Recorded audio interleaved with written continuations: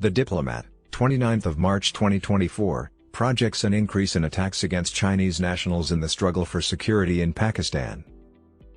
In the province of Khyber Pakhtunkhwa, the suicide bombing near Besham was the third assault on Chinese nationals and enterprises in less than a week.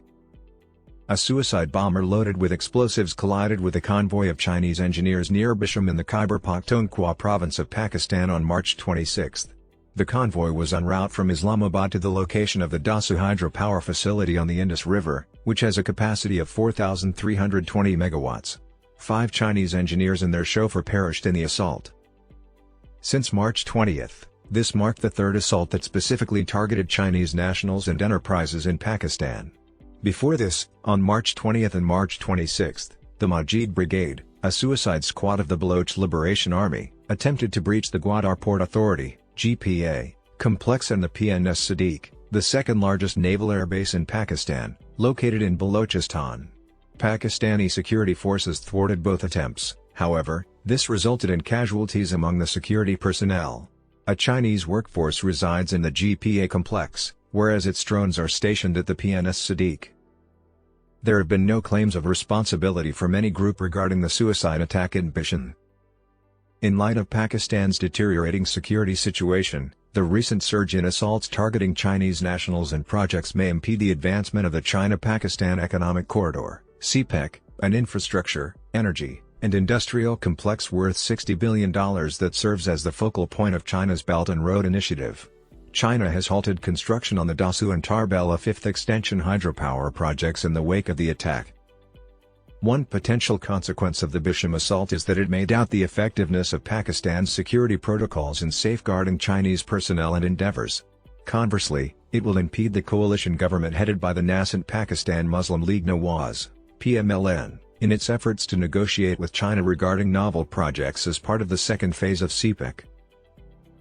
It is the second time that militants have targeted the Dasu hydropower facility with the Besham suicide attack. 9 Chinese engineers perished in a second suicide detonation that targeted a bus of engineers in the middle of 2021. It is noteworthy that no group likewise ascribed responsibility for that assault.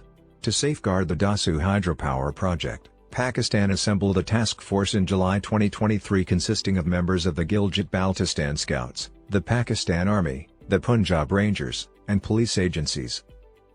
The efficacy of the task force will be called into doubt in light of the Besham attack. The old Chinese demand that private security firms be permitted to protect Chinese nationals and enterprises in Pakistan is likely to be reinstated. The assault occurred just prior to the anticipated visit of Prime Minister Shehbaz Sharif to China, which will be his inaugural visit since regaining office. Therefore, the timing is critical. A suicide attack on the Confucius Center of Karachi University in April 2022 similarly halted Sharif's visit to China. The outcome regarding whether his forthcoming journey will proceed as planned or be postponed is uncertain. Notwithstanding the visit's realization, it will be eclipsed by deliberations concerning security, and Sharif's economic proposals in Beijing will fail to garner significant support. Baloch separatists have been at the forefront of anti-China militancy in Pakistan since 2018. Majeed Brigade of the BLA targeted, among other locations, the Chinese consulate in Karachi in 2018, the Pearl Continental Hotel in Gwadar, which is frequented by Chinese nationals in 2019, the Pakistan Stock Exchange, in which Chinese corporations hold a 50% stake, in 2020, and the Confucius Center of Karachi University in 2022. However, other organizations have also targeted Chinese nationals in Pakistan. In 2017, an Afghan branch of the Islamic State was responsible for the abduction and fatalities of a Chinese couple in Gwadar. The Turkestan Islamic Party, TIP, a Uyghur militant organization, has maintained a close alliance with the Tehreek-e-Taliban, TTP, and its affiliated factions. Until 2014, the TTP offered sanctuary to TIP militants within their stronghold situated in the newly merged tribal districts. A TTP faction was additionally implicated in the abduction of a Chinese tourist during the mid-2010s. However, the organization has distanced itself from anti-China militancy and avoided discussing the Uyghur Muslim community and its propaganda materials since 2020. It is noteworthy that the TTP recanted its assertion that the Gwadar Arena hotel attack in 2021 was directed at foreign nationals after discovering the whereabouts of the Chinese ambassador to Pakistan at the time, Nong Rong.